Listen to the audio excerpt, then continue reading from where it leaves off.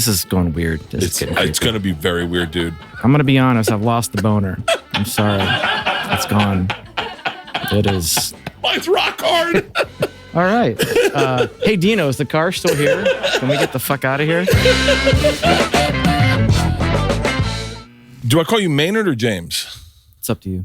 I know you as Maynard. It's such a pleasure to have you.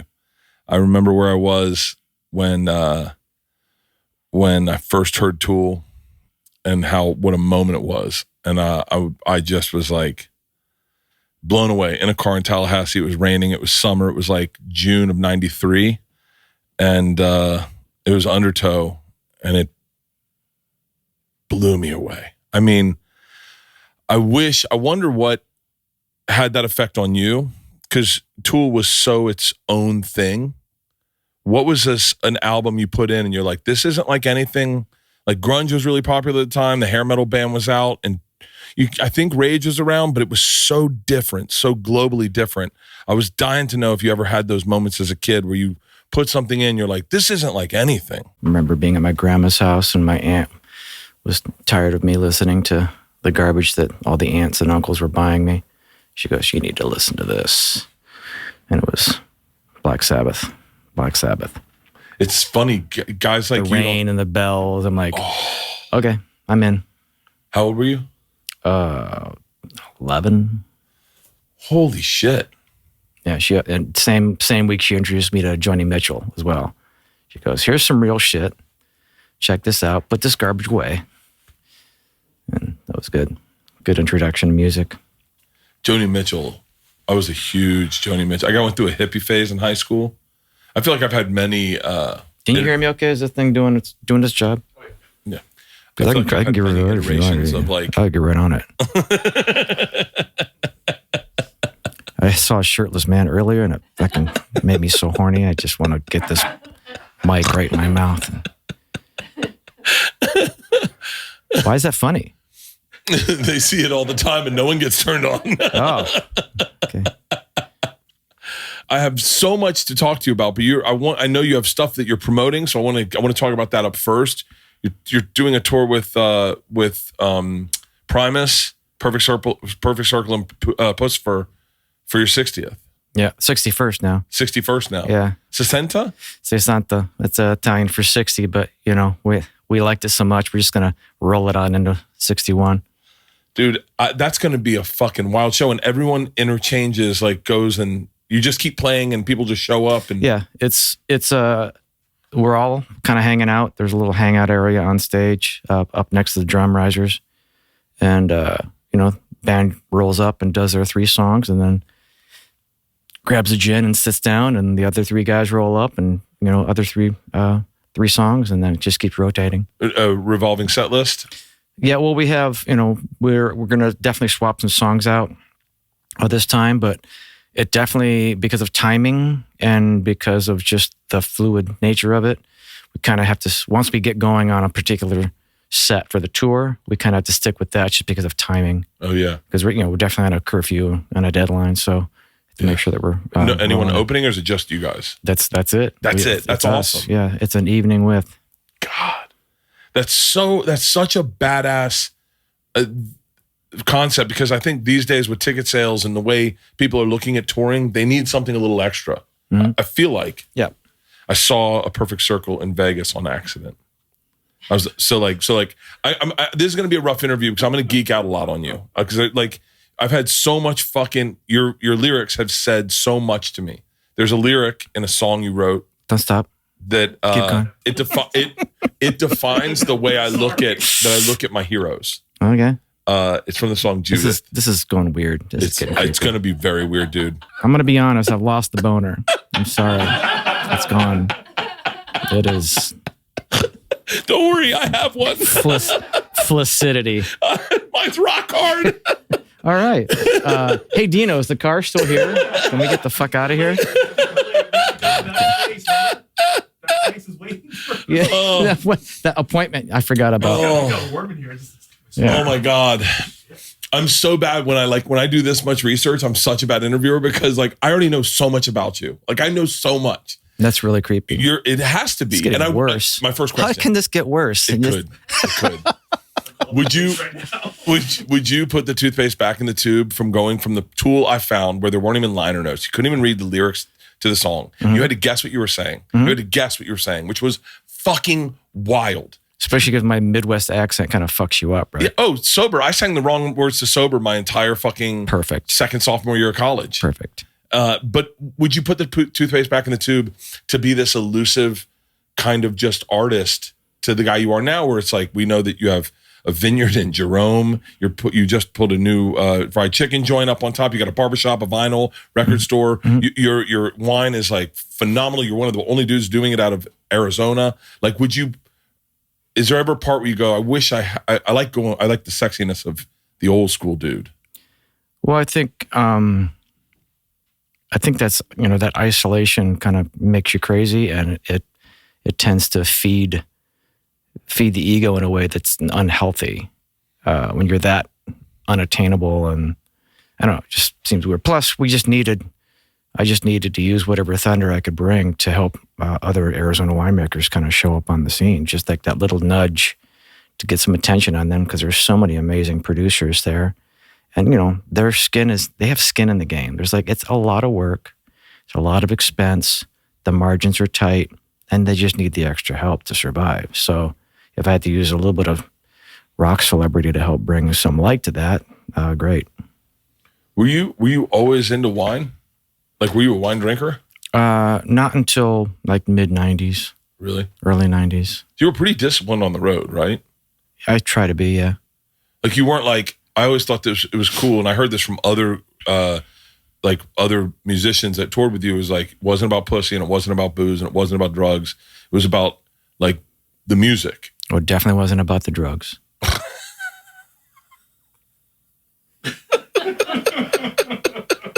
It was about those tits I saw when I walked in the door, buddy. Dude, I worked out the Tool this morning. We're back. I worked out to the Essential Tool this morning. Fuck me. Don't fuck me. Dude, please don't fuck me. That's what inspired the Bertcast. No, the lyric from Judith is, "You're such an inspiration for a way that I never want to be." And I was working with a dude at the time who I was watching. Rory Scovel? No, I texted with him this morning. I said, Maynard's on the podcast. And he goes, "Are you nervous?" And I said, "Yeah." And he goes, "More nervous than interviewing me?" And I went, "No, I'm not. I wasn't nervous when I interviewed you."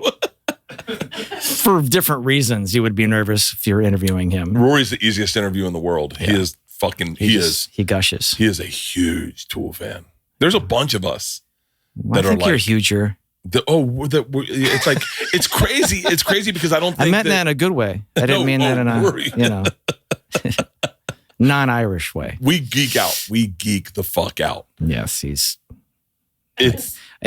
here's how much of a Tool fan he is. I'll tell him a joke and he'll laugh.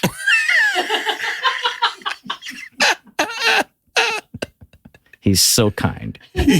He set up a tour to follow you guys. Yes, there's nothing creepy about that at all. Rory Scovel set up a tour just to follow the band.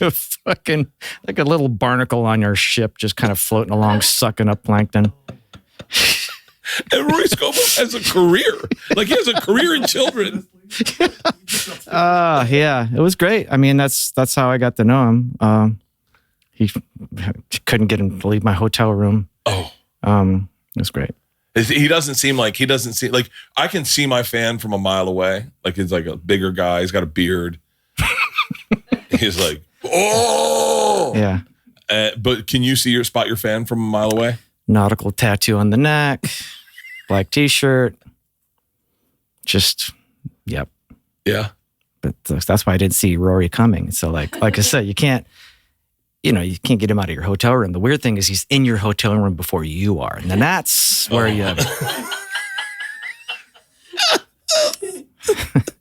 Rory is, we geek out. Like, he'll send me. He calls it turn down service.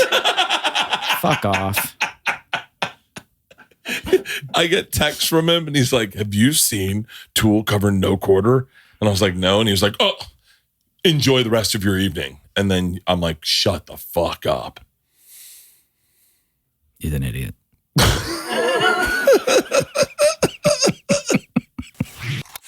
Can you name every subscription you have? I know I absolutely can't name all of mine, and I'm not alone. I just learned that over 74% of people have subscriptions they've forgotten about.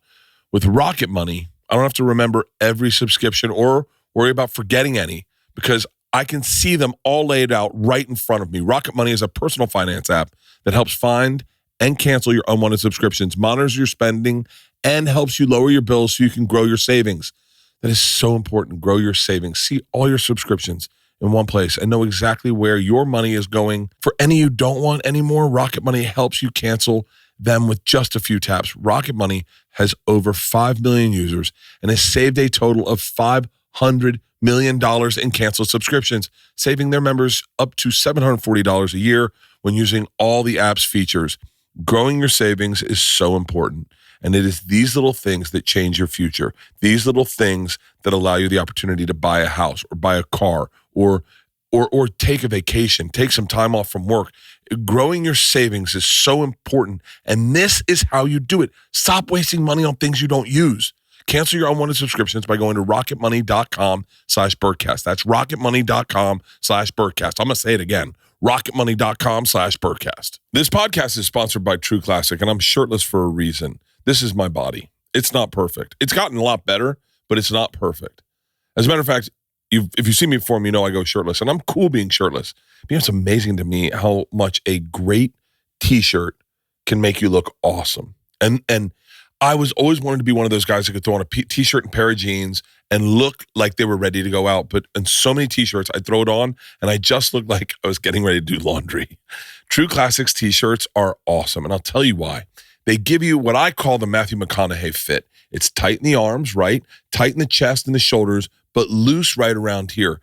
And they look classic. They look like a nice T-shirt, and you look great in them if you got a body like this. A body like this where there's a little more here, but you got good shoulders and good arms. That's what all anyone wants to see is your shoulders and your arms. They've got great active wear. Also, it's moisture wicking, quick dry, and so important, odor controlled. And here's what's amazing. It makes an amazing gift. The holidays are really right around the corner, and True Classics ultra comfortable, perfect fitting essentials make the perfect gift for you and the men in your life. So if you're ready to upgrade your closet, shop now and unlock huge savings during their huge holiday sale. Just go to my exclusive link at trueclassic.com/Bertcast to save. Hear me out. That's trueclassic.com/Bertcast. Please support our show and tell them that we sent you. End the year with holiday cheer. Thanks to True Classic. You were always into comics, though. Like you guys were big fans of Bill Hicks. Yeah, I mean, it goes way before that, though. You know how that is, like in your certain age, you get some little influence happens, and it's outside your normal scope of influences. You know, seeing Monty Python late night on a TV in the middle of Ohio, and you're going, what the fuck is this? This is great. And then having to like sneak out to my friend's house to figure out, trying to figure out how to read the TV guide to figure out where that was. Yeah. And finding that on late night TV and absorbing as much of that as you could at a young age. What do you think's more? What do you think defines a young man? I'll say young man because we're both dudes. A young man's personality more, music or comedy?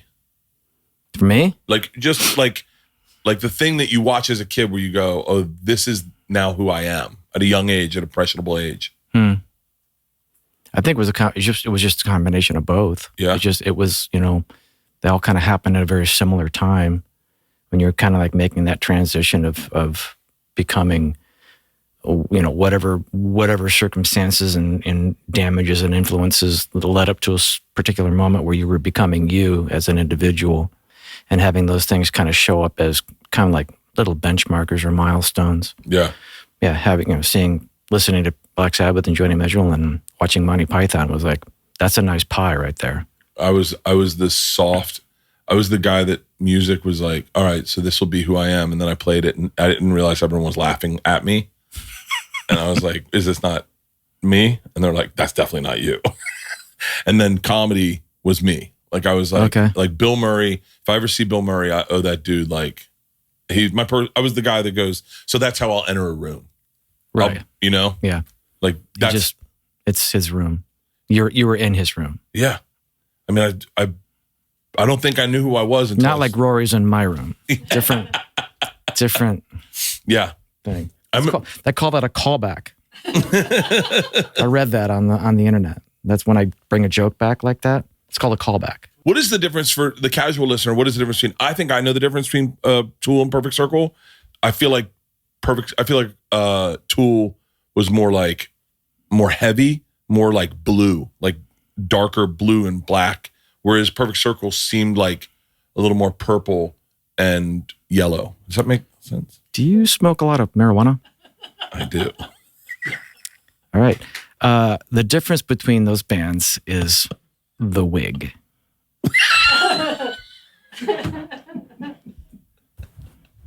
Different wig. Awesome. On many occasions, different shoes, but definitely different wigs. Different shoes. I bought a pair of cowboy boots because of watching you on A Perfect Circle. I walked in Vegas and you were fucking killing it in cowboy boots and a fucking cowboy hat. And I went, looks like I'll be rocking cowboy boots on stage for a while. This was in Vegas. This had to be 2006, 2007, maybe. I've been known to do that. God, it was fucking epic. The promoter we were with was like, do you know who Perfect Circle is? And I was like, are you fucking kidding me? I was like, absolutely. And he goes, you want to go see him? And I was like, are you being serious? He's like, yeah, they're at the whatever the hotel I think that had the was it the Pearl? Circus. I will not go to circus. Oh. I have a terrible fear of clowns. It's funny because see this. These are the things you do not want to tell me. Oh, I have a horrible fear of clowns. Thank you. Do you have a fear of anything? Not telling you. Come on. What's crazy is your early videos were all like kind of stop motion and a little bit of like the darkness, and it was tough for me because it's one of the things that like triggers me where I go like like I'm a little bright and shiny guy, but those early videos I'd be like where like the I don't remember what video it is, but the intestines moving and he's touching his hand on it, and I'd be like, oh, okay, music's good. I think it's poop. Is it poop? I don't know. Ask Adam. He's got the fetish. No idea. I wrote a paper in college. I wish I had it. Breaking down prison sex. Oh. I wrote a paper. You can write anything. The concept or the song? The entire song about the All right. cyclicalness of it, about how it kind of comes full circle through the whole song. It was like I was obsessed with it, and then I wrote a paper, and this teacher, Dr. Gerhardt, who died, he was like, "Who is this?" And I was like, "It's Tool." He was like, "Well, I've never heard of them." I was like, "It's fucking awesome." He was like, "Read the paper out loud in class." I was like, I think that's a bad idea. I don't think that's a good one. You're going to be a lot of triggered people in the room. Creeping, crawling under their desks. Oh, it was so different than like when you got out here. Did you ever go to a hair metal show? When I first moved here, that was the death. That was the end of it. Ankle deep in Flyers on Sunset. Oh, really? Strip. And then like within 2 months, it was gone. Nirvana showed up and it was done. For real? Yep, it was gone. So like, I went to one of those shows, maybe two, because I didn't know what was going on. Went around with a couple people, and it just seemed odd to me. Like, cool. So hang on, they don't pay you. You have to sell tickets to their show, but you have to buy the tickets and then you sell the tickets. I'm like, wow, that's awesome. You guys are dumb. Don't do that. And then that was, and a bunch of other bands agreed with me. And that was, when Nirvana came along, they kind of kicked all that stuff to the curb, and it was no longer that pay to play anymore. Do you remember when you first heard Nirvana? Yeah, I mean, it was right around 90, Bleach. Oh, yeah. So you were probably in before In Utero. Or not In Utero, Nevermind. Nevermind. Yeah, way in. Really? Yeah. Wow. What bands did you hear when you were around that time? Did you hear you're like, this band's going to be fucking huge, and then nothing happened? Oh, a bunch. They're around at that point.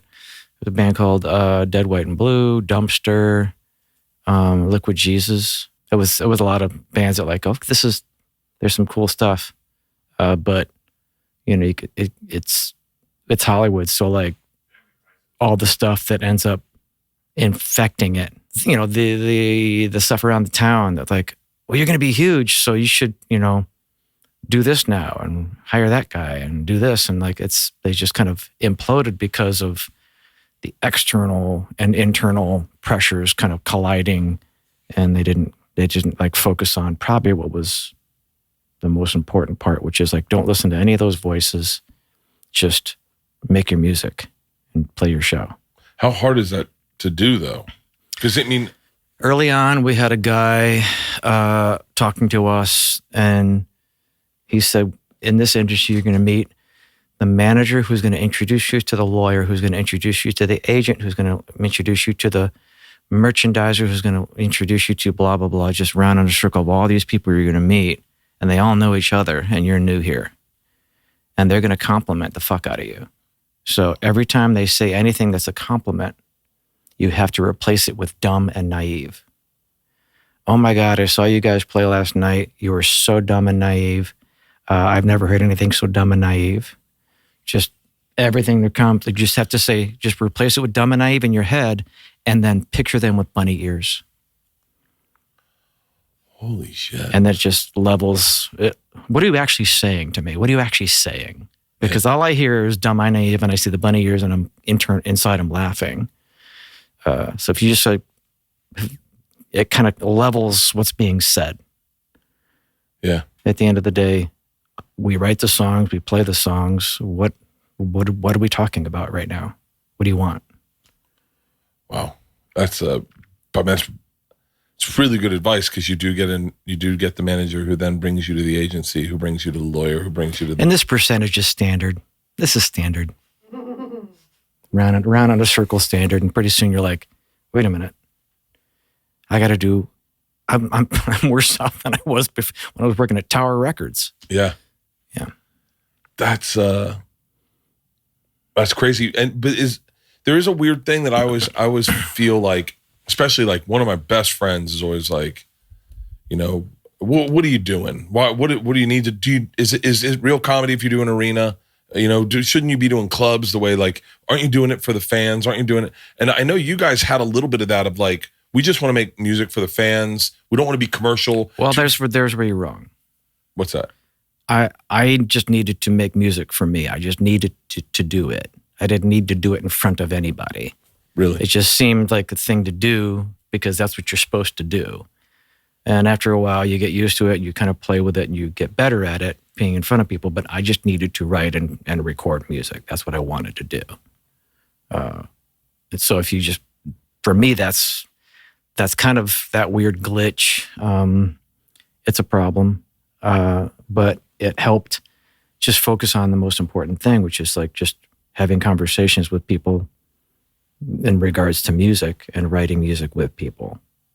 The performing part is, I want to do it, but I don't need to do it in front of anybody. I know that sounds weird, but it kind of keeps it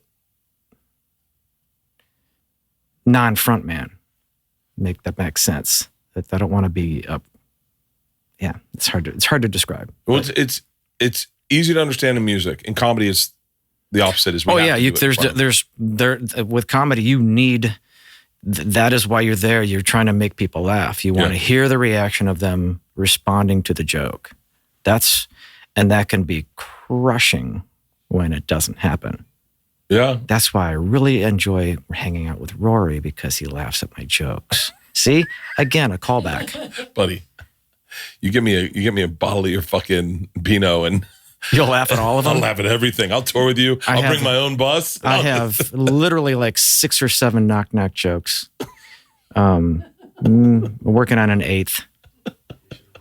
I said, I'm not drinking this month. And I literally said, if he brings a bottle of his wine, I fucking break my sobriety in a heartbeat. I'm on my way to do this. We'll send some over. Yeah, I'll send some over. I'm on my way to do this thing with Ozzy for the Rock and Roll Hall of Fame performance thing. Oh, yeah. And they want me to sing part of Crazy Train. And it's out of my range, completely out of my range. He's higher range than I am. So in order to pull this off, it's fucking terrifying, daunting. And I can't drink. I can't fuck this up. Alcohol fucks your throat up? Yes, it dehydrates your throat. And if it's out of your range, you're going to fuck with your ability to do the song. So this is absolutely fucking terrifying. So I'm like, probably the nervousness is actually going to be worse than the actual alcohol. But do you do vocal warm-ups? Yeah, but it doesn't matter if it's out of your range. So I got to, I'm having them adjust it a little bit, maybe play it a step down or something, but it's kind of scary. I want to say that Tool is the band that introduced the drop down E to me. Like Jump D? Yeah, that was like the fucking coolest thing I ever learned. Playing the guitar was like, shut the fuck up. Yeah, there was a band out of Grand Rapids that I learned that from. It was a band called Born Without a Face. Very, thrash, punk rock, metal band. Amazing band. And all their songs with that drop D, and it just sounded so insane because they had two guitars and the bass kind of matching. So good. Yeah. My daughter's like, just went to college, and she's a huge fan of yours. And I texted her this morning and I said, hey, I sent one of the videos, I said, guess who's on my podcast today? She went, you're out of your fucking mind. No way. And I said, no, seriously. She goes, Dad, legit great question. I want to know. What's his favorite tool? And I was like, that's the dumbest question in the world. She goes, it's not. I'm curious. Battery operated pneumatic nail gun. Oh. That changed the game. I remember when it was like the canister and it would clog up and it would get all fucked up. The newer ones have you can charge the battery and it's you can get some shit done. Oh, you can build a house so much quicker than talk. Yes. So does that answer your fucking question? Yeah, Isla, there you go. Pneumatic nail gun. I want to talk to you about a little bit about ego, because you were talking about ego, and it's got to be confusing to be a rock star, to be a front man, not to be your compass for real, where you go I just want to make the music, because I'm having a trouble with ego right now. I think it's a toxin, and it's we all are going to be we're all going to suffer from it. There's no way out of it. If you're singing in front of a bunch of people or telling jokes in front of a bunch of people, or you're in front of a camera, and then something, there's some success attached to that, you're fucked. It's going to feed that. It's going to feed that beast. But the important part is to, I think, just for me, is make sure that you have people around you that genuinely don't give a fuck about that. You just have I guess you can't pay them, huh? They're your grounding, right? You just have your friends that are around that are not getting paid for this shit. That go home for Thanksgiving and Christmas to spend time with the family, with that angry uncle who's mad at you for leaving. Yeah, and he just puts you right back in the place you were when you were fucking 9 years old. And you feel that humility and that grounding. It's a grounding. So just having friends that are just normal things that have nothing to do with nothing to gain from what you're doing, and they're being honest about your bullshit. Yeah. Is that why you're into jiu-jitsu and making wine? I was going to say vintnering. All of those things, all a challenge. I just came from the new cafe. I hooked up. It's an incredible roaster. It's a fully programmable. It's called a Loring. It's a Nighthawk 7. It's a 7 kilo machine. It's taking a long time. It's a learning curve. Coffee roaster. Yeah. No, I think I heard you talk a little bit about this on Rogan. Yeah. Probably 6 months ago. Yeah, but I didn't, that was it wasn't realized at that point. And now we finally got it going and ordering the beans and using different brokers, probably going to do some traveling to figure out, our own sources. Todd Fox is driving that cart. He wants to go to Brazil. So Todd Fox is your roaster, the guy that's really into coffee beans, right? No, Todd is security. He does tour protection. He has a full company. He's a black belt under Hodi Gavaji. Oh, Jesus. Hickson black belt. He's super into wine and coffee and all those things. So we're going to probably do that. But so that's what that process of just being in that room and not understanding this machine or the process of roasting coffee it's a humbling thing where this is a skill that you have no grip on, and you have to start over and learn from the ground up. Go back through the process of gathering data. So it's kind of balancing. Once you have the science down and once you have some of the data, then you can start being artistic about it, and then just kind of put it all together. But it's same with wine. You just have to start over. You have to listen more than talk. Listening is fucking hard for people with big egos. So you're telling me. Put yourself in. Shut up, Christine. Put yourself in those situations where you have to listen quite often, especially with something like jiu-jitsu. It's not just your will alone. Like there's some other person trying to inflict their will on you, and it's humiliating. So you have to. It's a humbling experience. You got into jiu-jitsu in like 96, 97? 95. 95? So you got into jiu-jitsu before it was like the thing. Oh yeah, this was right after UFC started. Wow. Yeah, it was only like UFC 3 when Tim Alexander and I found Hickson's Academy over on Pico in LA. I've had 3 opportunities to legit get into jiu-jitsu. One when I was in 7th grade. Mike LaRosa came over from Saudi Arabia and he was doing jiu-jitsu.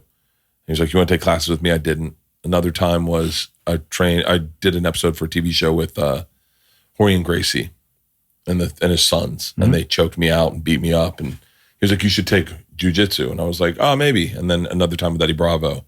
I've never done it. And I feel like now with my anxiety and like, especially with my ego kind of being in flux and trying to figure that out, that I feel like it was a big mistake, that I should have done it every time I should have done it. You can still do it now. It's the changes that have happened in the academy have set the groundwork for you to now it's no longer kill or be killed. There are academies that are right for you. So I'm about to release it's kind of a documentary video. I did a bunch of seminars in Arizona. It's going to be called The Great In Between, and it's at my academy, Verde Valley Brazilian Jiu-Jitsu in Cottonwood, Arizona. And we filmed all the seminars. We kind of put it all together. I'd also kind of combined, a year later, I got my promotion, so we kind of combined footage and testimonials from that piece as well. But it's all about the guy who walks in, who's not necessarily athletic, guy who works behind a desk, who's not necessarily athletic, and kind of breaking down the barriers of here's some of the things you're going to need to do to understand how to move your body, to communicate with your body. Because I think some of the misconception going in is that jiu-jitsu is about controlling someone else. You cannot control someone else until you can control yourself. So the journey from white belt to black belt is actually about learning how to control you and to be present in your body and understand what it takes for you to move and have the connection, the myelin connections of like thought to movement to control you. Does Blue Chew work? If you're asking that question, we want you to know that Blue Chew is putting their money where their mouth is by giving you a month for free. Blue Chew is an online service that delivers the same active ingredients as Viagra, Cialis, and Levitra, but at a fraction of the cost and in chewable form. Process is simple. Sign up at BlueChew.com. Boom. Consult with one of their licensed medical providers. Boom. And once you're approved, you'll receive your prescription within days. Best part, it's all online. That means no doctor's visits, no awkward conversations, no doctor's offices, no waiting in line at the pharmacy. Just these pills delivered discreetly to your door. I'm telling you right now, you can take them anytime. And I will say that pre-sunset is the best time to take a Blue Chew and just get ready for the night. Turn on the hot tub. Blue Chew wants men to rock hard. They said that. They told me that. That's their mission. They will not stop until every man is bricked up like a brick house, till every tent is pitched, till every rod is raised. Discover your options at BlueChew.com. And we got a special deal for our listeners. Right now, try Blue Chew for free when you use our promo code Bertcast at checkout. Just pay $5 shipping. That's BlueChew.com, promo code Bertcast to receive your first month for free.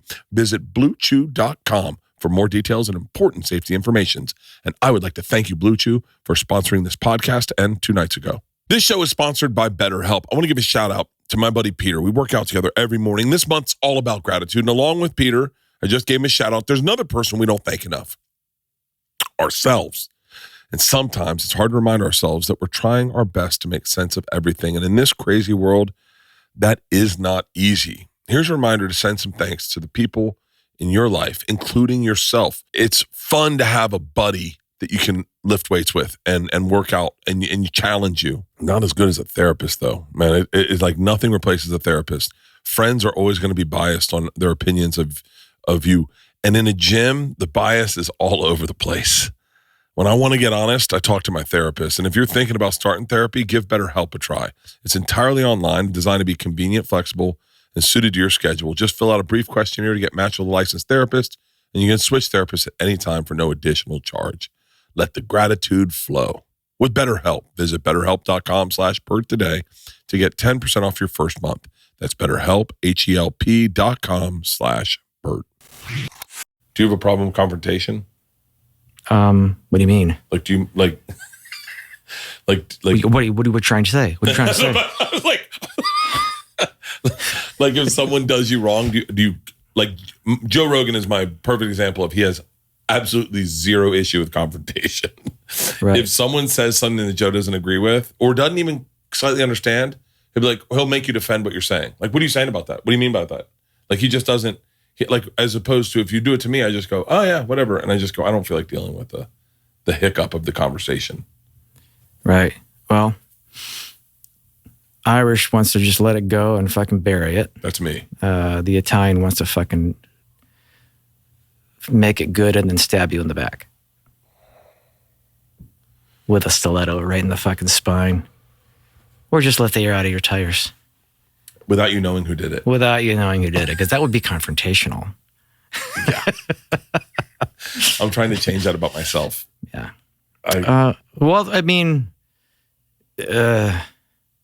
If you just always assume, again, if you always kind of just assume that you're wrong, you're actually better. I think in a way it can be crippling, but I think you can actually get more done because it's more of a balance if you don't just assume you're right. Again, it's a listening process. You're not always right, and maybe this person's reaction or statement to you, even though you don't agree with it, take a step back and dissect it and think about it. And you might come to this conclusion that your initial reaction is like, the guy's full of shit.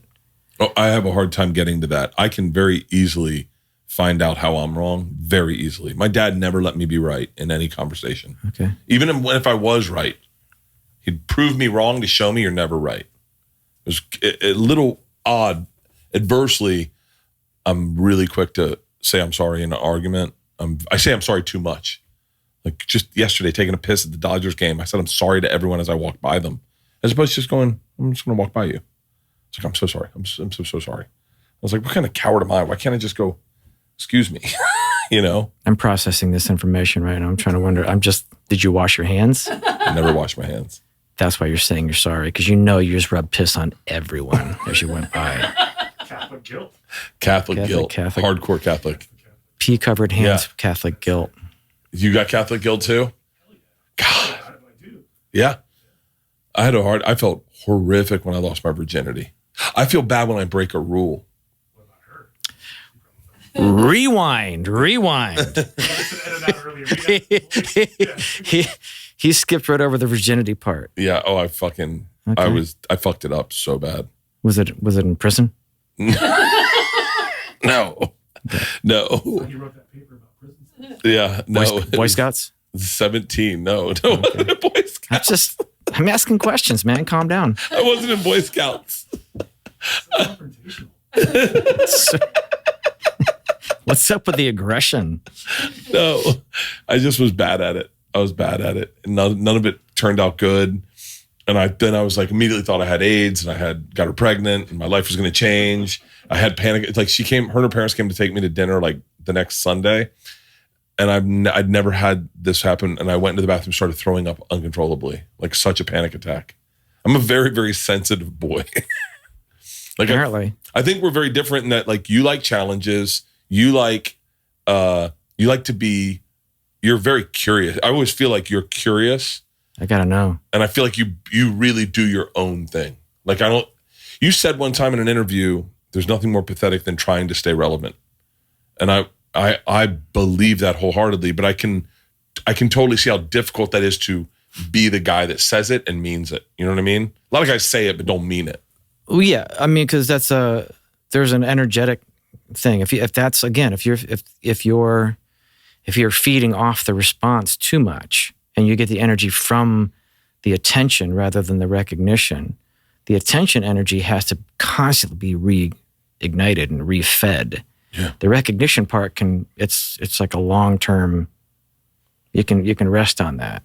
So it is, so the attention can be a poison, and you're constantly trying to chase it.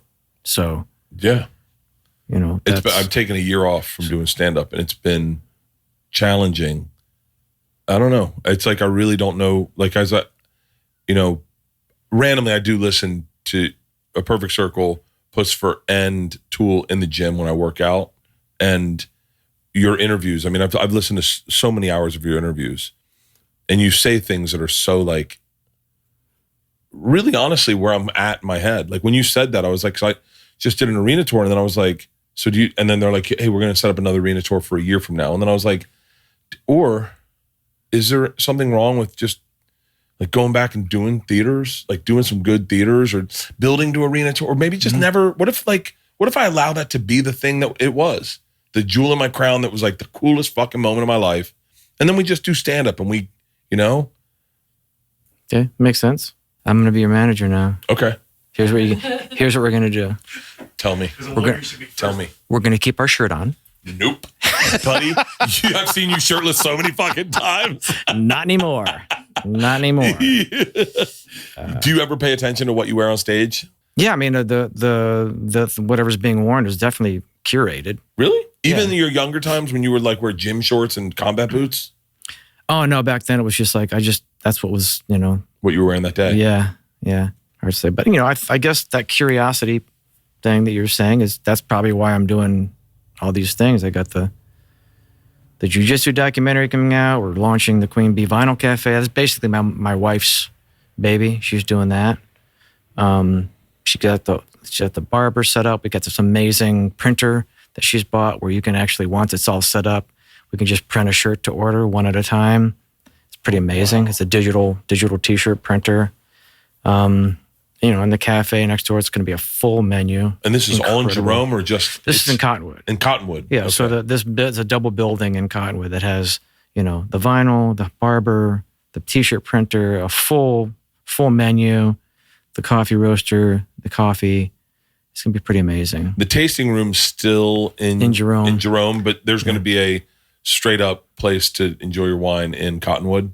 Yeah, I mean, the Caduceus Cellars tasting room is in Jerome still.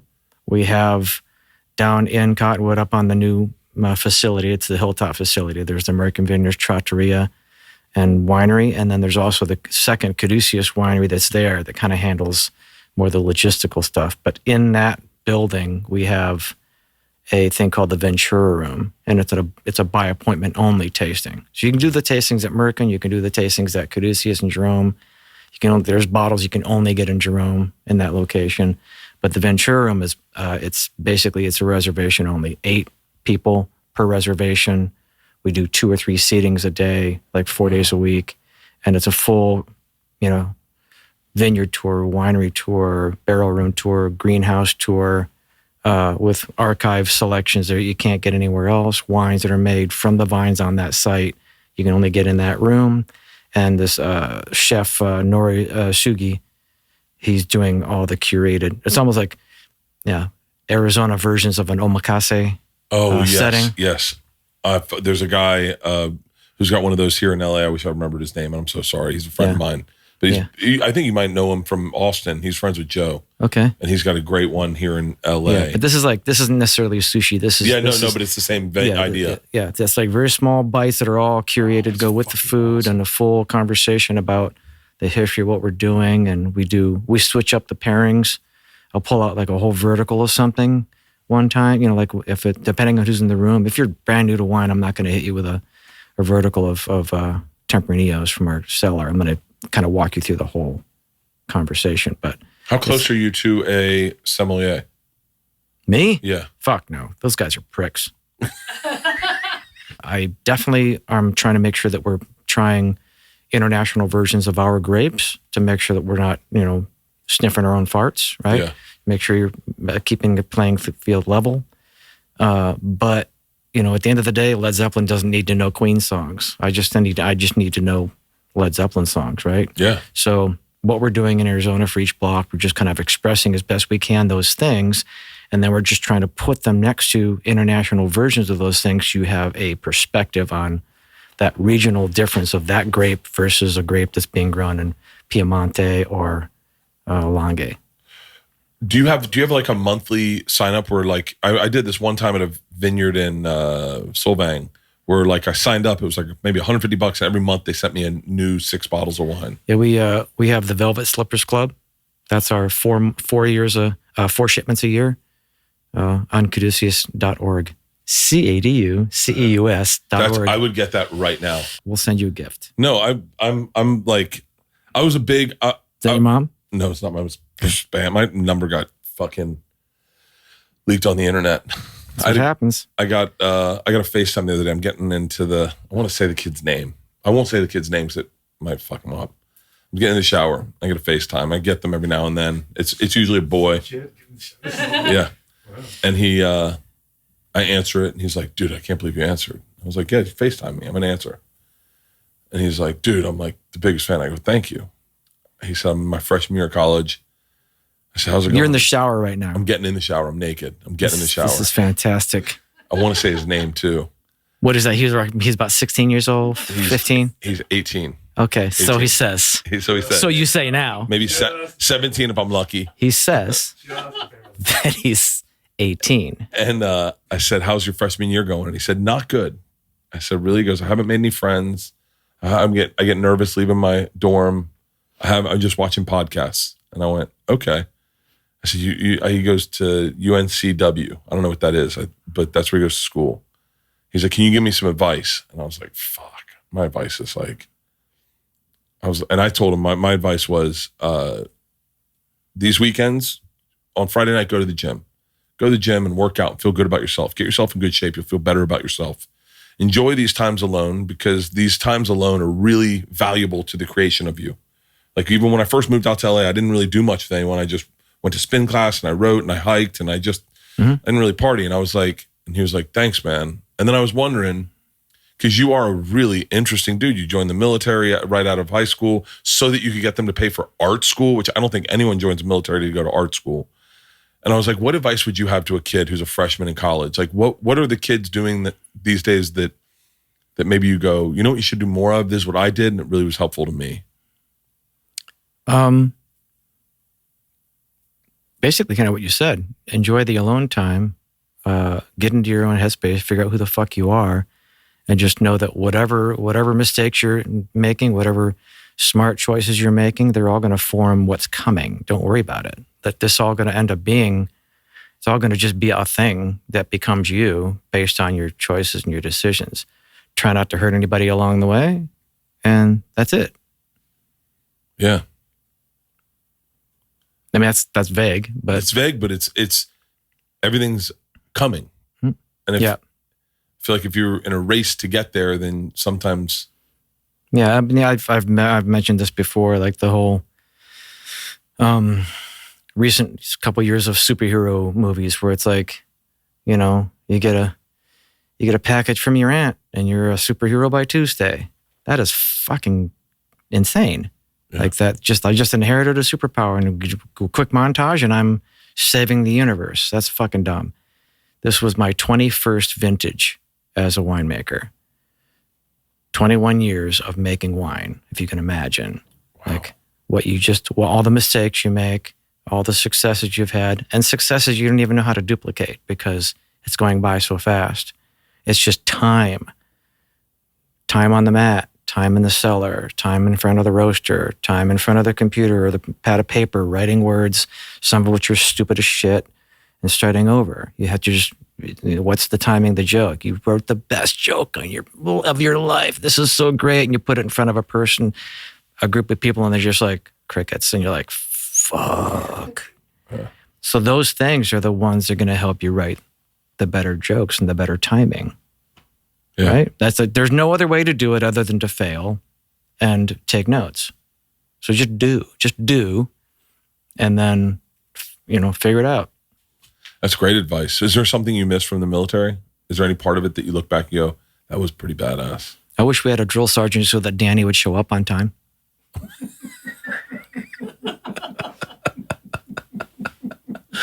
Not gonna happen. Yeah. Oddly enough, the drummer who's on time the whole time, but you can't get him to show up for bus call. That would be frustrating. 50 Cent, my driver was 50 Cent's driver. He said 50 Cent would just go, fuck them, leave. And 50 Cent would leave all his boys at the club and just go, let's go. I like him. He's former military, right? I don't know. No? 50? I don't know. Did he? He's one of the funniest individuals.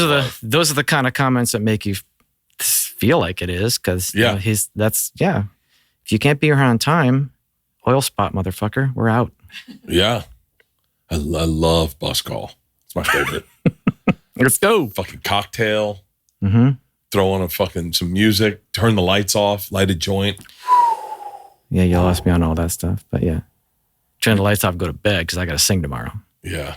I couldn't be you, because I would love. How much wine do you drink in a day at a vineyard? In a day? Yeah. At a vineyard? Yeah. Like when you're working and. Oh, when I'm working, nothing. Nothing. No, because I'm working. I'm running a forklift. I can't be drinking and running a forklift. I thought it was like, come over here and try this. And you're like, ooh, this is a good one. No. If you're doing that, you're spitting. You're spitting? You can't. You got to spit, because if anybody who's going, if I'm tasting something, we're tasting 20 things, because you're trying to get a perspective on different lots and blocks, and so. But you have to spit, because otherwise, I got to get back on the forklift. Then you got to, you're operating a power washer, and so it's a work day. Then I mean this with respect, but if you're not getting drunk all day, why do you own a vineyard? Because then I'm not always working. So for the 6 to 8 weeks that I'm there 12 hours a day working, yeah. Then on that weekend when we're done, then it's the blowout. That's when you end up in some jail in Reno. Do you think, can you compartmentalize the different brains you have? Like, meaning when you are in the field and doing the work, are you thinking about music? Are you listening to? Oh, absolutely. Yeah. Because there's definitely those quiet moments in that busy work. I think sometimes some of the best actors that you kind of listen to them speak about doing their parts. What makes their part effective is that they know the lines and they know the character, and they're delivering this character, but in their head, they're doing a whole other activity. There's some kind of action that they're doing that they're kind of dealing with, like, making coffee and buttering toast, but they're delivering the lines. But this is helping them. This action is helping them kind of be the character, right? So I don't know. I don't know if that makes any sense. No, I can. If I walking in New York at that pace in New York, or walking on the street, I can write jokes very right. I for whatever reason, that pace I start. And for me, it's almost that's why I would never take meds like Prozac or anything, because the repetitiveness, the OCD of it, of starting it over, and okay, hold on, let's start it over, and this would be good. Like, it is what a crazy person's brain does. Yeah. But that pace of walking really fucking absolutely. I do the me. same thing when I'm walking in LA. Yeah. That was not a missing persons reference. That was literally like walking in LA. Yeah. Is there any part of you that misses LA?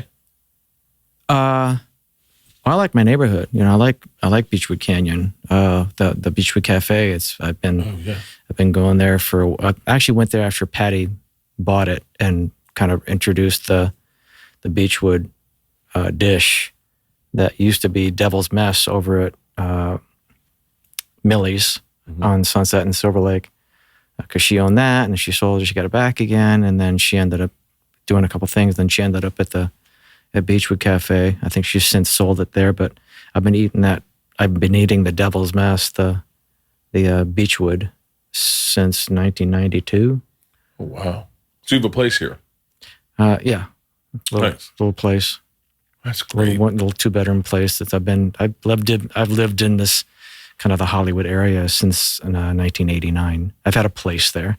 Lived in the valley a little bit, but I've always had a bed somewhere near the Hollywood area. That's kind of cool. I moved to Arizona in '95. That's where the birth certificate and the photo album went in '95. So I've lived in Arizona since '95, but I've maintained a bed somewhere in the Hollywood area since '90. You're like Stanhope. Stanhope moved. You know Doug Stanhope? I know of him. Yeah, he moved to Bisbee.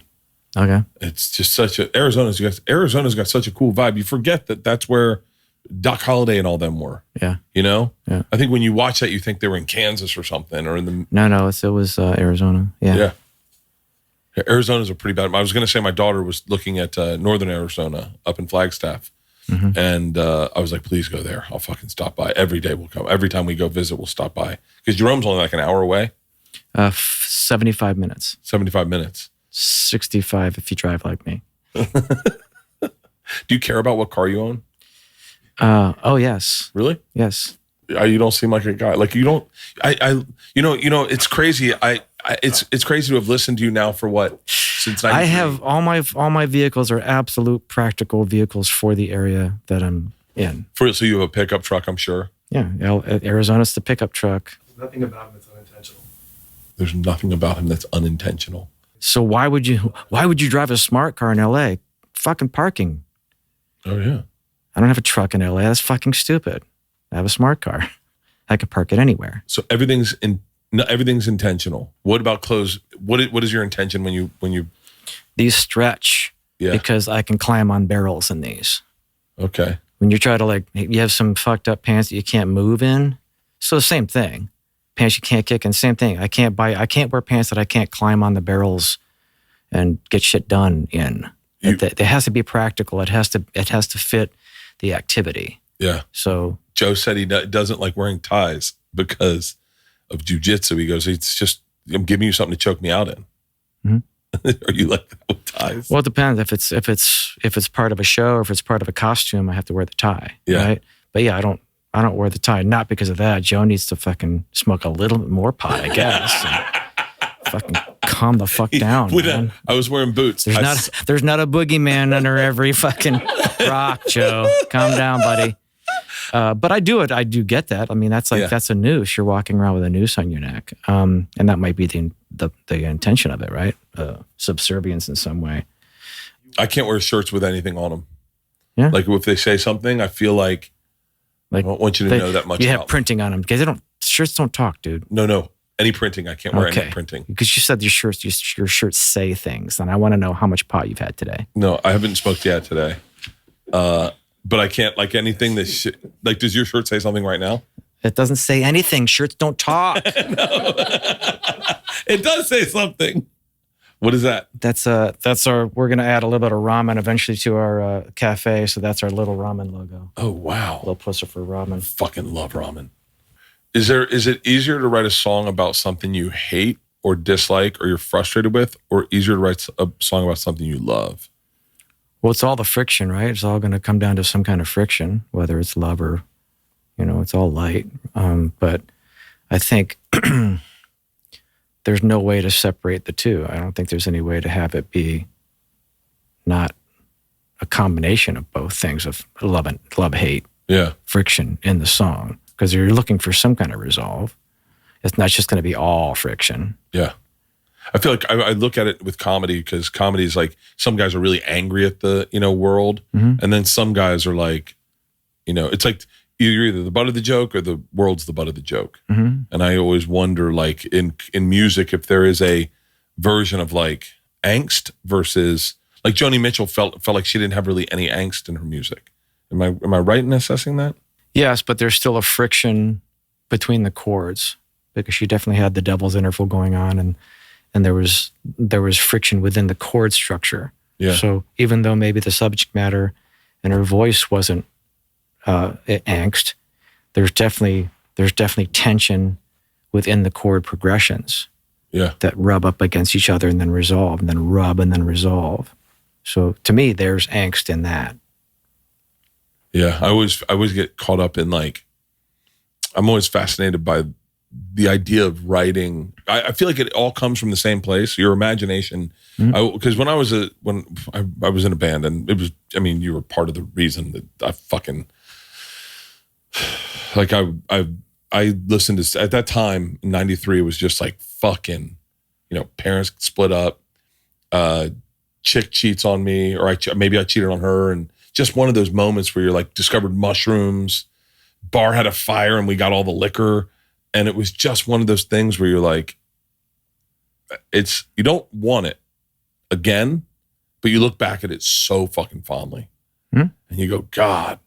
But I never could write a song. Like it was always like, I was always writing a joke, not realizing I was writing a joke. Does that make sense? Yes, absolutely. Yeah, because that was your way to smooth out the friction, because the friction's there, but you're resolving the friction in a way by letting some of the steam out of that pressure cooker. Yeah. Just a laugh is that explosion. You're not supposed to say that out loud, and then you laugh. But when you started Puscifer, it was with Bob and Dave Cross, right? No, Puscifer actually existed before Bob and Dave. Oh, so you were just doing it with Hildy, Jack? with Laura Milligan. Laura Milligan had a club over on Hollywood and La Brea in was it the Key? No, it wasn't Key Club. What was the name of that fucking garbage place? Yeah, the building. It's right there on the corner. Hollywood and La Brea.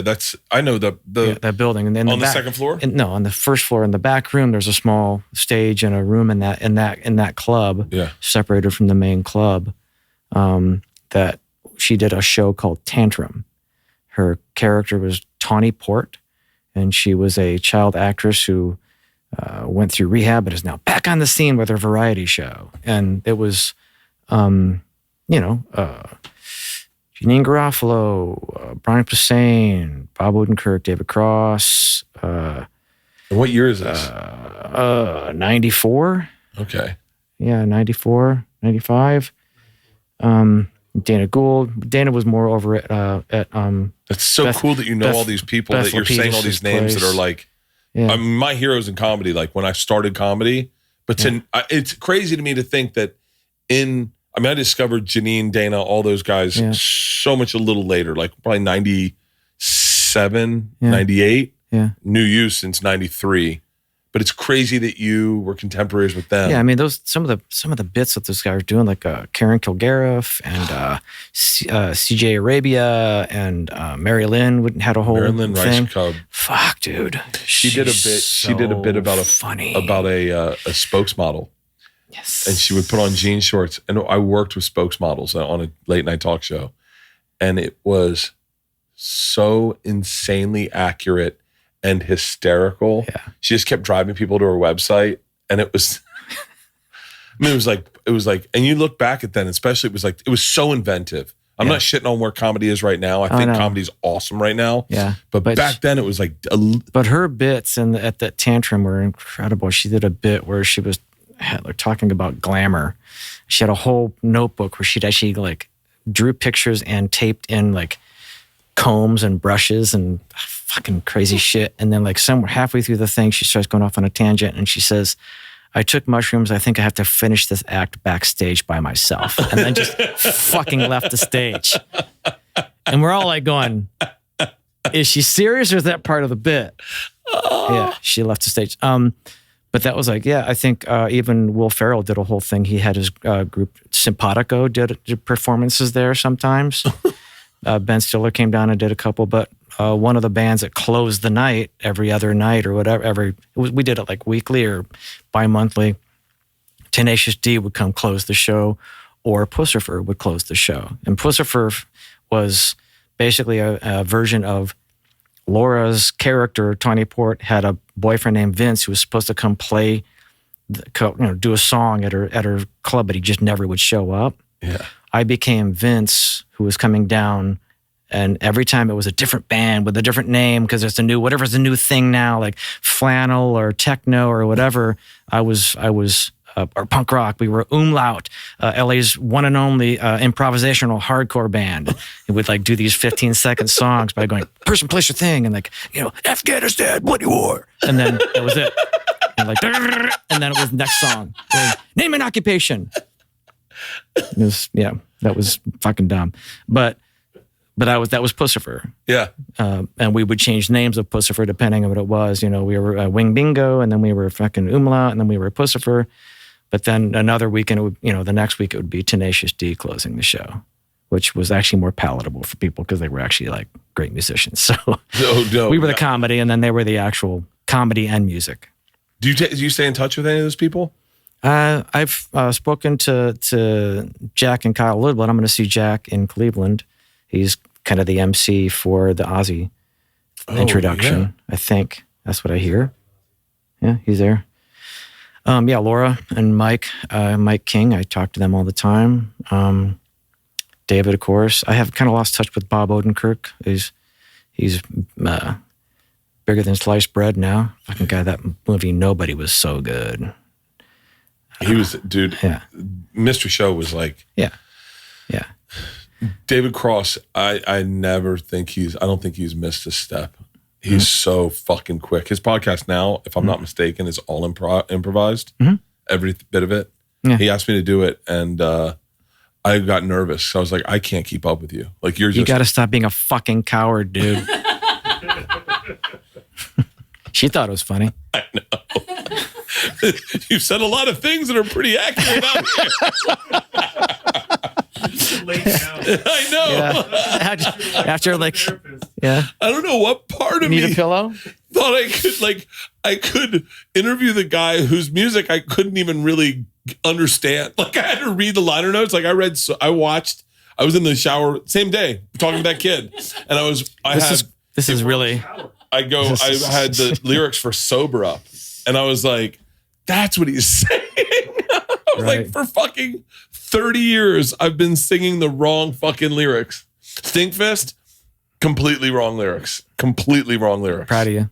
Yeah, I'm sure it's, is there a band you listen to that people would be like, no way, you love fucking Kendrick Lamar? Jillian Welsh. Who's Jillian Welsh? Fucking pull your head out of your ass. Who's Jillian Welsh? Here we go. Country folk. Country folk? Yeah. It's fantastic. Yeah. Gillian. Fucking great. So good. And her partner David Rawlings. Yeah, there we go. Yeah. David Rawlings is incredible too. Yeah. So wow. Yeah. Stuff. Dark, beautiful. Really? A new album coming out. Hey, Gillian, I'm pimping your new album. She lives in Manhattan. I'm gonna need a royalty on that. I just heard of a guy named Jerry Cinnamon. Okay. And I'd never heard of him, and he just I love it's kind of crazy the accessibility to the people that you're a fan of. Like I was a big fan of Frank Black's, and I just one night drunk just DM'd him. I was like, dude, you're fucking awesome. Like I just think you're awesome. And he wrote back, hey man, I don't really know how this works. I don't know how you got this, but like, thanks. He's like, you do comedy? I'll check out some of your stuff. And then he wrote back, he's like, hey man, you're really funny. I was like, shut the fuck up. I mean, that's all, like, it's crazy, the accessibility. Yeah. It's also crazy, the accessibility of how people can tell you they don't like you. It's like, that's always fun. How was roasting coffee, right? I'm like, I've got this whole thing set up. I'm fucking digging in. We're going to, help my wife's store take off. Some dude writes, stick to fucking writing songs, bro. Oh, here's the thing, buddy. I have written, recorded, released, and performed more songs than you ever fucking will. In fact, I'll go as far as to say, from this day forward, I will be writing, recording, releasing, and singing more songs than you ever fucking will, ever. But, you can't say that because then you're engaging and then you're being, you're getting sucked into the hole. But like just the idea of like going out of your way to go, hey, I just can't understand how he types with his knuckles like that. Fuck off. I had help that day. That was you? Oh, I didn't say that. that makes sense. In the shower. Oh, how do you parent a son? Like with your uniqueness?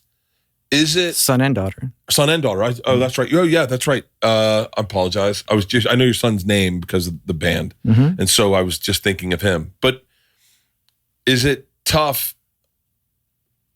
Big shoes to fill, but really unique shoes. Like you've done so many different, wild, almost like unique things, and like not a lot of people. I keep going back to the military, but it's just like I don't know. It just seems like. Well, I think for him, and I can't speak for him, but I feel like that it kind of opened up the possibilities for him. Like, so whatever I want to do is possible.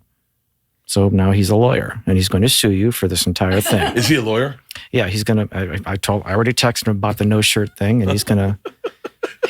You'll be getting a cease and desist. Okay. I texted about the shower thing. So Yeah. Yeah. So Yeah. Oh, good. Is he live in Arizona still too? he lives in Nevada. Oh yeah. He graduated there, and I think he's considering the East Coast. He's working for a judge right now, reading all the stuff and helping prep for cases. Did he ever go on tour with you? No, but we have vacations together. Yeah. Come out. I would love my daughters to get into comedy because I just think it's so cool. I think I'll get into music. Well, the beautiful thing about actually going on the road with a comedian is that you get to see the recovery when you do a thing, and you can't rely on the reaction from the audience. You just have to be confident in the joke and be able to switch the vibe, switch the timing to lay in a little extra punchline because that one didn't land, right? Yeah. So watching you on your feet recover from a bad wave crash, right? That's really inspirational and terrifying to witness. It's interesting because my daughter has seen it, and then I had a recovery on both of them. It's a thing with this one story. If I say it, and then if that doesn't land, I have this. And then one time she goes, "You said the same thing you said the other night." I said, "Yeah." She goes, "So wait, are you ready for it not to work?" And I went, "Well, yeah." She said, "Wait, so how much of this is planned?" I was like, "Everything. I think about everything I'm going to say on stage. I don't just." She goes, "It looks like you're winging it." I go, "Yeah, that's Yes. what I want it to look like." That's the art, right? The art of hiding the art is really what it's all about.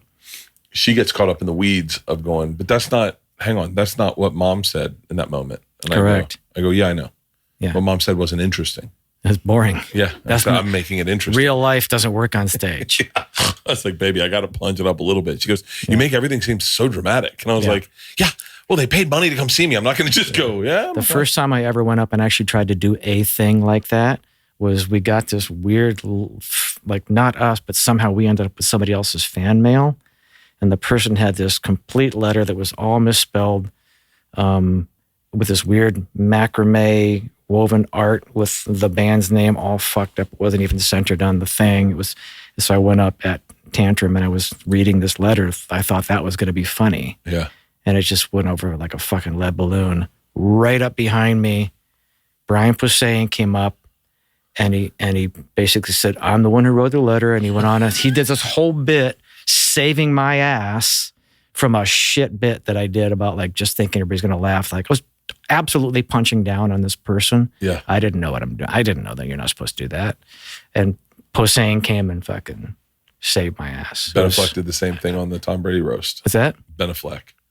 He did the same thing on the Tom Brady roast. He's like, "This will be fucking wild, great." But he didn't have Posehn to. Brian Posehn's fucking awesome. Yeah. He is awesome. And Posehn saved his ass? Or saved my ass? No, he didn't. He didn't.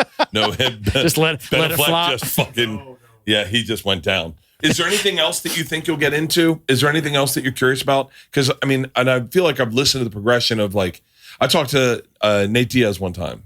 He's a huge fan of yours as well. And we were backstage at my show. And I was playing probably a Perfect Circle. And he was like, "Dude, I fucking love these guys." And I was like, "Oh yeah." He goes, "I rolled with him one time." I was like, "Really?" He goes, "Yeah, he travels with fucking Mats." And I was like, "Shut the fuck up." And then I'm sitting with Nate Diaz and all we did was talk about you for like 45 minutes and just all the fucking music that we love. But it's like but I've watched your progression. Not progression, I mean that, but I mean that respectfully of like watching you on Rogan for the first time, went back at his old, when you went to the ice house. Way the fuck over and there, you brought the wine and talking about the vineyards. And then I heard you talk about jiu-jitsu. I've seen you, I feel like you've grown in jiu-jitsu, but then I heard about you talking about pasta and then coffee. And I keep going. So like, what's next? Like, what's the thing, what else inspires you? You seem like a rabbit hole kind of guy. Like you get into something and you go, wait, I need to know more about first non-conflict beans or whatever. Wait, what is it? Chocolate. Are you serious? Well, gin, yeah. We're working on a gin project. Yeah? Coming up, yeah. You're a rabbit hole guy?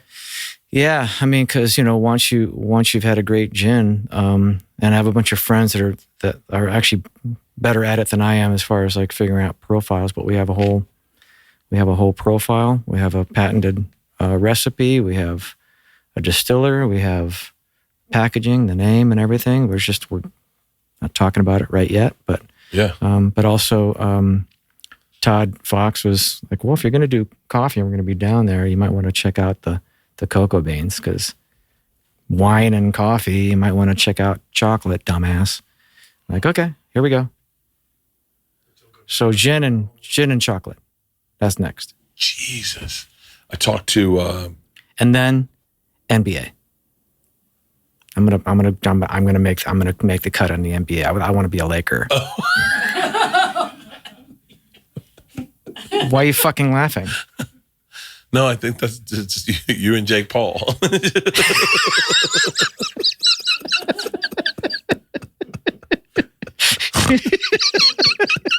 Thank you. Yeah. Wait, I'm serious. I want to be a Laker. Do you like chocolate? Yeah. Do you like? I like chocolate, but I have to stay away from it because I get fucking. I have impulse problems. Oh right. Yeah, and if I eat chocolate, then all of a sudden my eyes, I'm like a shark, and I just start going, "Oh, we're gonna fuck this up," and then get more chocolate. Ooh. I'm that way with popcorn and red licorice. I have a hard time. If I go to the movie, I just can't not do the thing. I'll eat the popcorn before the movie starts. I'll eat a whole tub before the popcorn. Gone. And my move is to put my tongue in it and let it stick to my tongue and pull it into my mouth like a lizard. That's weird. I do it too. But yeah, like my wife looks over and like, there's fucking previews. That's gone. It's not even through the previews. Like, yeah. How am I going to get this refilled if it's not empty?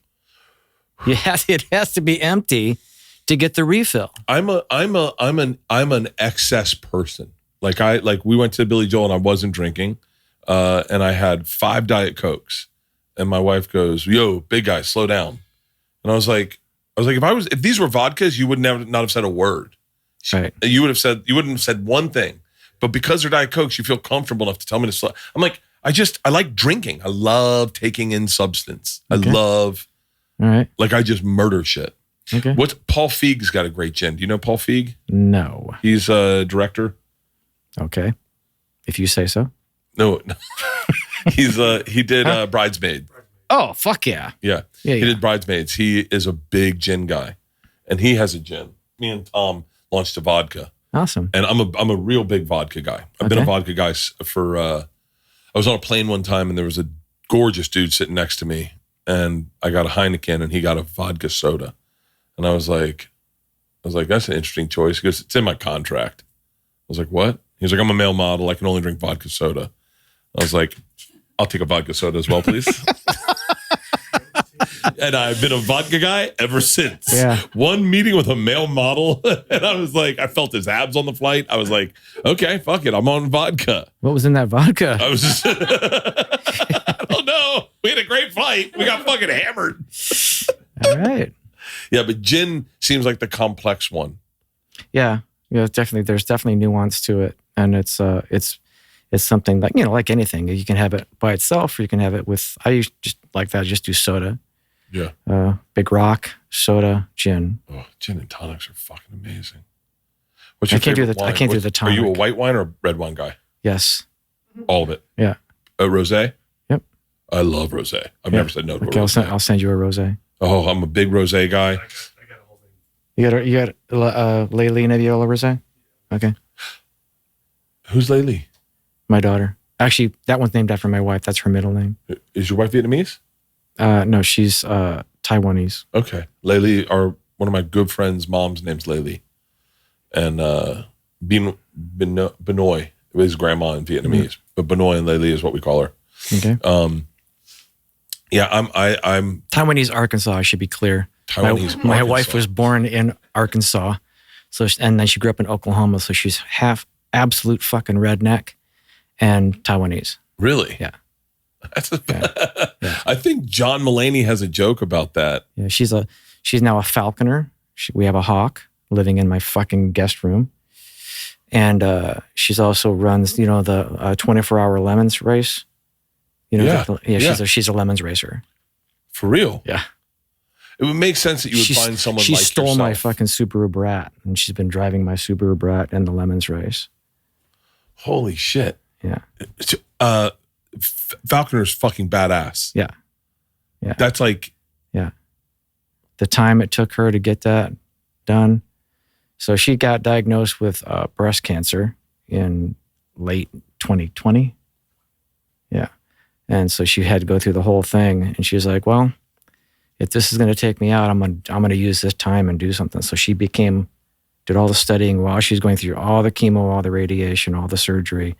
She did all the process to become a falconer. And when it was all done, she got to ring the bell.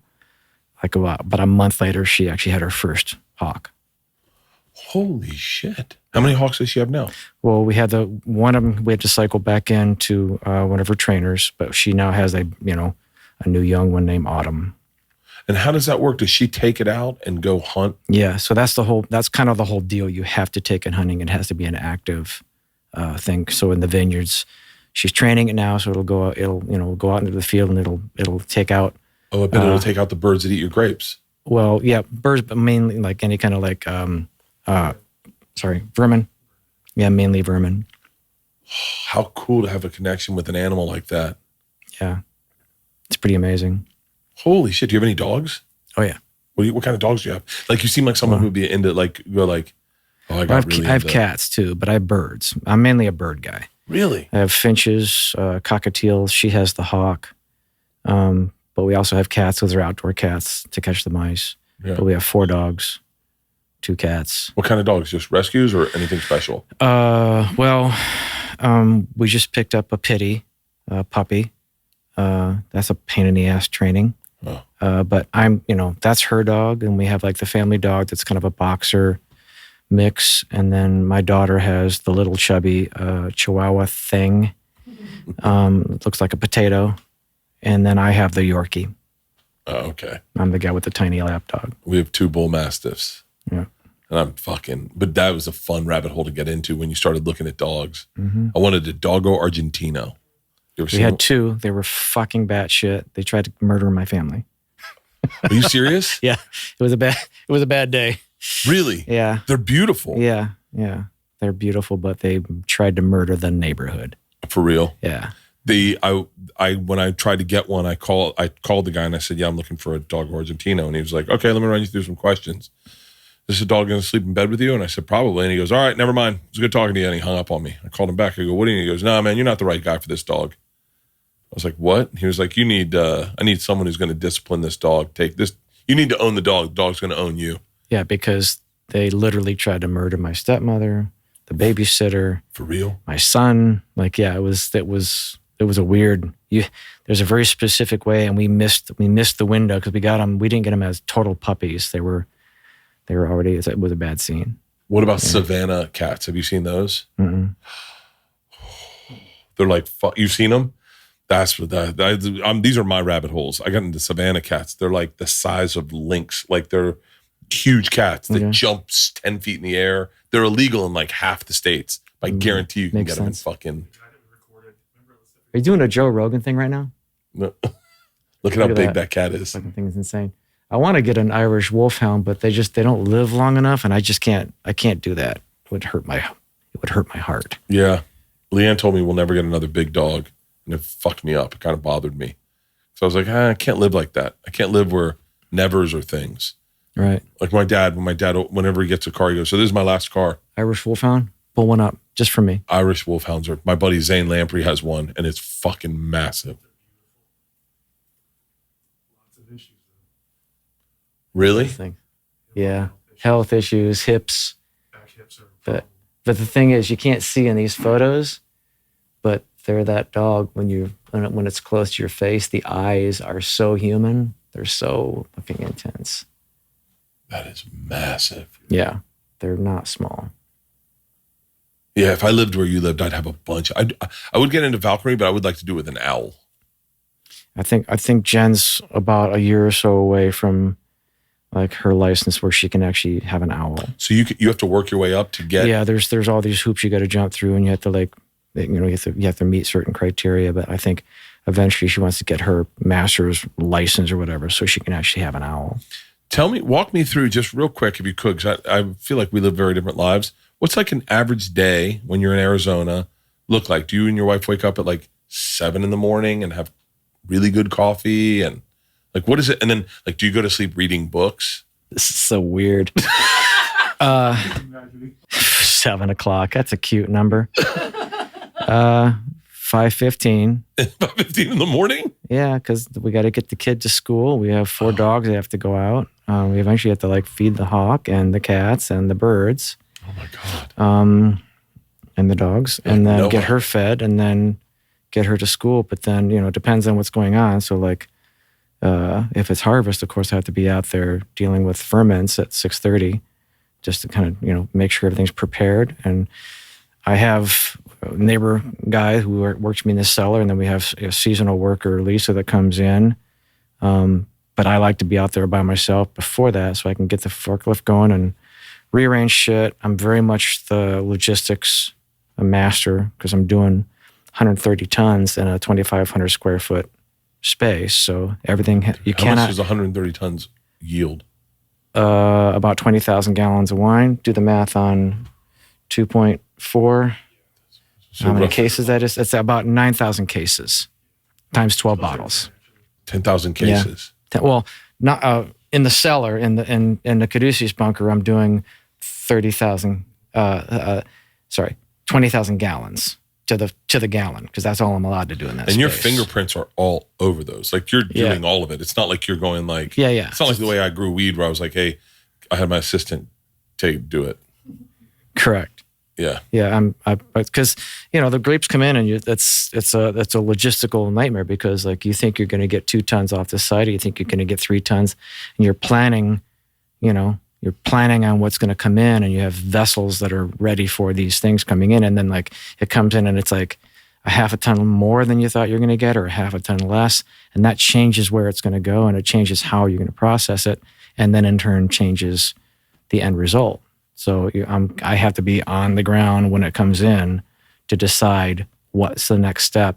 And if that mean like, okay, well, there's some left over, we also have this fruit, well, maybe I'll do a cross blend of these things. Well, that's a whole different wine, right? So it's a lot of, It's all you. You're navigating the chaos. It's real-time decisions. You have to be present for it. Is the sun, I just keep, every time I think about it, I go, the sun's got to be unruly in Arizona. Mm-hmm. How do you protect from the sun? Yourself or the vines? The vines. Canopy. So you have canopies out there? Yeah, well, I mean, the grapes, the leaves are the canopy. So the canopy management, those little solar panels in Arizona, you need a much more maintained canopy on your grapes in Arizona because of the intensity of the radiate.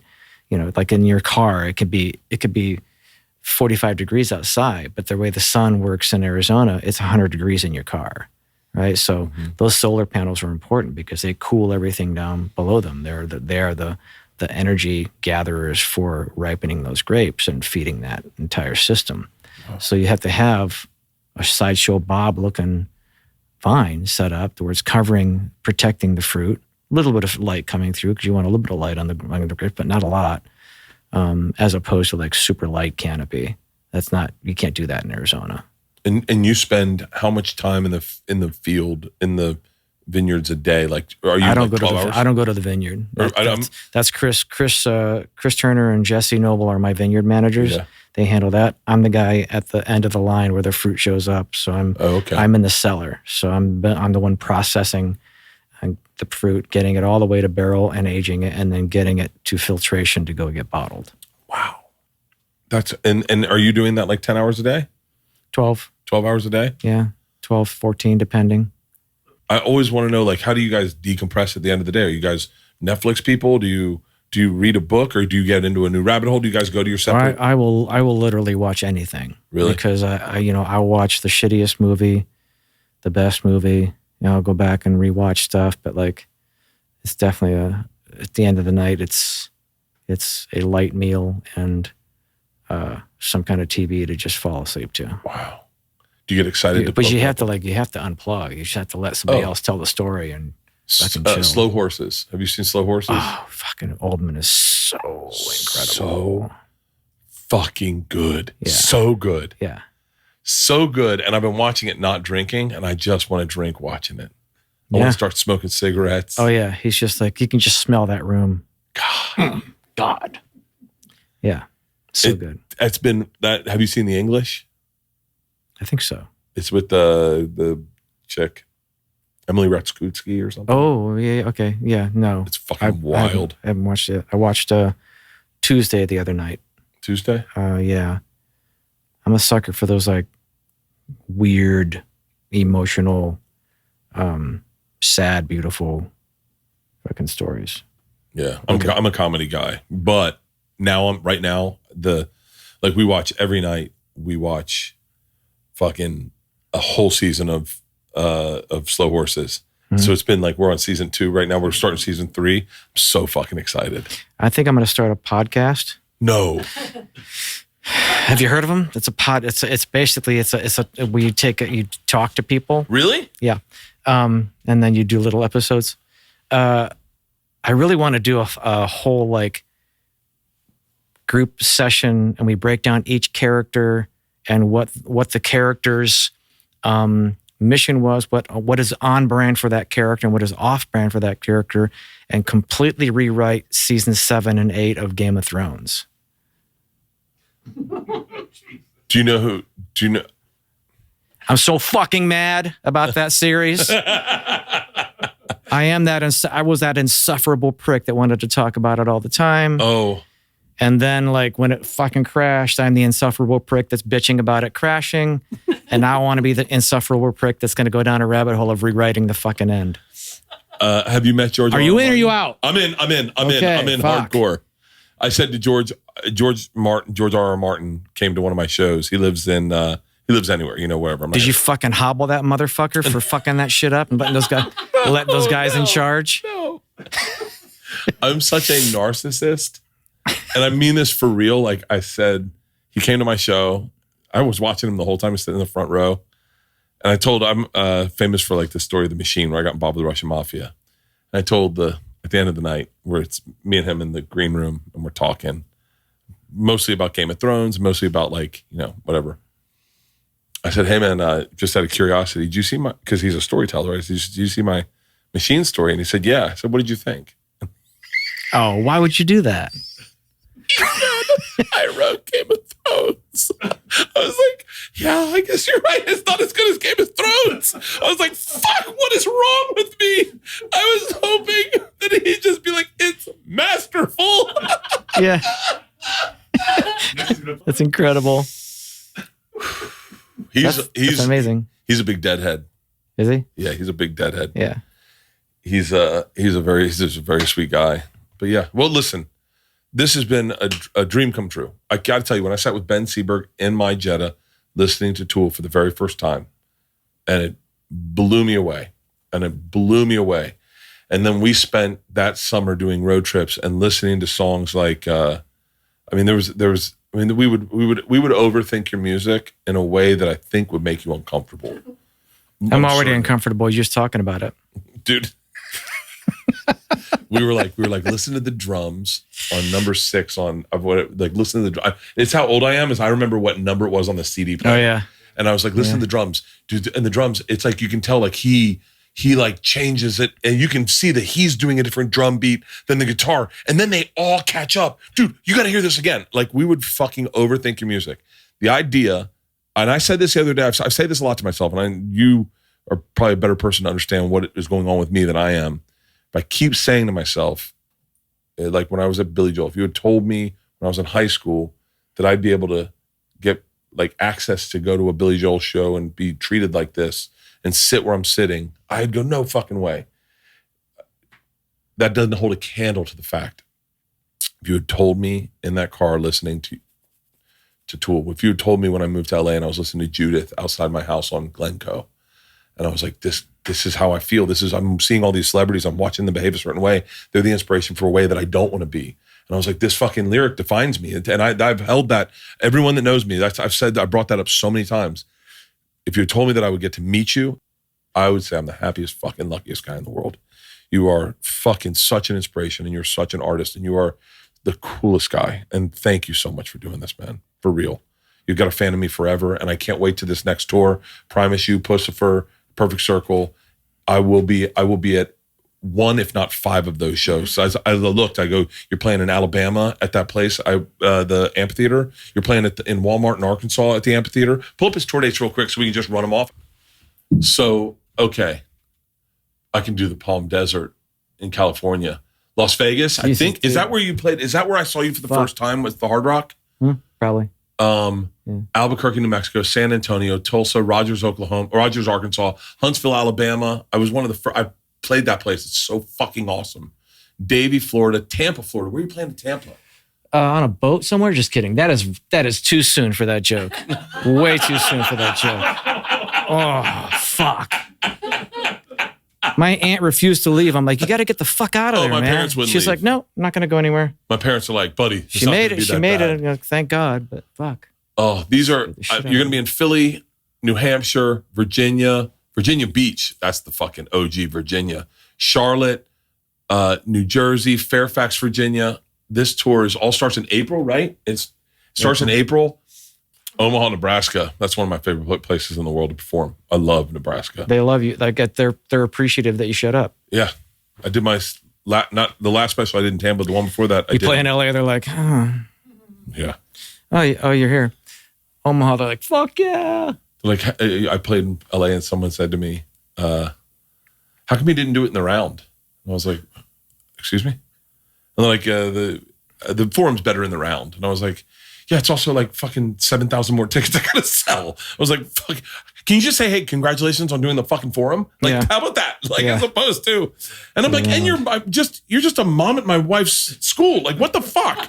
People behind you in the round, fuck that. No, fucking. Oh, the round's pretty fucking. There's one place in Arizona, the Celebrity Theater in Arizona, which is insane. Yeah. It's like the only place I've ever played in the round. I just saw Danny play there. Who? Danny. With the King Crimson thing, the Beat tour. Oh, really? Yeah. It's like I was nervous the whole time just watching that thing go around in circles like that. That's freaking me out. If you can name one song right now that I could get into my phone, that is one song you go, that's probably my most slept on song, Bert. And really, that's the song you need to fucking deep dive to get to know what I do. What's the one song? Well, you have to be in the right setting. So you're going to be driving across the desert anytime soon? Yeah. Grand Canyon. Grand Canyon? Just put it on. If you're going to be driving across the desert, put on Grand Canyon. Okay. Done. It's like wine pairings. That song, Driving Through the Desert. Oh, when we're in the Velvet Sipper Club, do you tell me what songs to listen to when I drink your wines? I can. Oh. Are you going to be naked in the shower, or is this? Buddy, I like to get weird and drink. I like to get weird. Dino, can we go now? Okay, I'll let you go. This has been awesome, buddy. You are the fucking best. Thank you so much for doing this.